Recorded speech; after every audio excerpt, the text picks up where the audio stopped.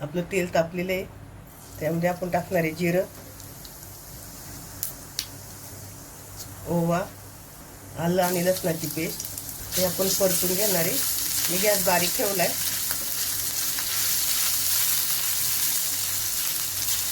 त्यामध्ये मिरची टाकली आहे, थोडीशी चिली फ्लेक्स.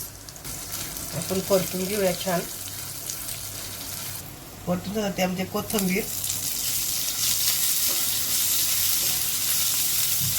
किसलेला मुळा हे आपल्याला परतून घ्यायचे.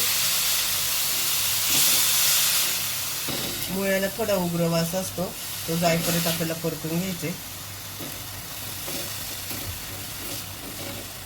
आपले इथं परतून झाले. आता आपण गॅस बंद करूया. मुळ्याचं मिश्रण आहे ते आता थंड झाले.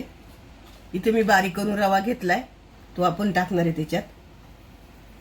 चवीनुसार मीठ आणि थोडेसे कांद्याची बी. हे आपण मळून घेणार आहे आता पीठ. आपण पुऱ्यांचं जेवढं घट्ट पीठ असतंय तेवढं घट्ट पीठ मळणार आहे. याच्यात पाहिजे थोडा थोडा रवा नंतर टाकायचं. मिक्सरला बारीक केलेला रवा येतो, थोडा थोडा टाकून मळून घ्यायचं.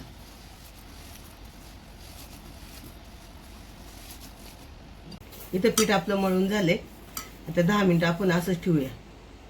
आपण पिठाचा गोळा बनवून घेतलाय, लाटून घेऊया.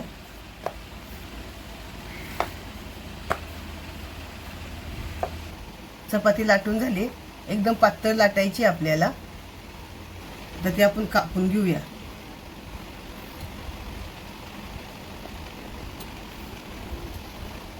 आपण इथे शंकरपाळीचा आकार देतोय. चौकोन चौकोन कापून घेणार आहे आपण.